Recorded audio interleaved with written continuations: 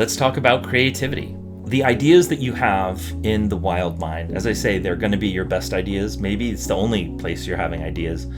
And they're not always going to fit or make sense, right? You might think, well, okay, these two characters, they've been friends for a long time, but maybe they have a big fight, and then maybe they sleep together, and then maybe one of them kills the other. And you're like, I have no idea why any of that would happen, and I'm not sure it makes sense. And I'm not sure I want to do it. But in the wild mind, you're not really editorializing or editing yourself. And at least you shouldn't be, because if you do, you're immediately out of the wild mind, right? You're just following leads. You're kind of like water running down a hill. You're just like, what is the best path here? What feels right? It's a much more emotional than mental state.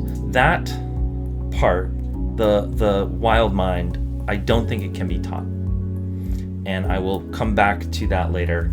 Don't worry, I know that sounds grim, but it's actually not that bad. The other pole is the analytical mind. This is where you bring to bear all the things that you've learned about storytelling and the things that you know. So in the analytical mind, you start examining your ideas and seeing how to adjust them and seeing what they need, or deciding if maybe they don't fit at all. You can apply various criteria and tests to them. You can start to make some alterations, like, oh, I think this was a good idea, but it doesn't work for this reason, but if I kind of change it this way and I change which character is doing that thing, then you start to get to a point where the idea starts to work. And so that's pretty straightforward, right? That's what the analytical mind is. It is what it sounds like. That's all for now. I'll see you on the next one.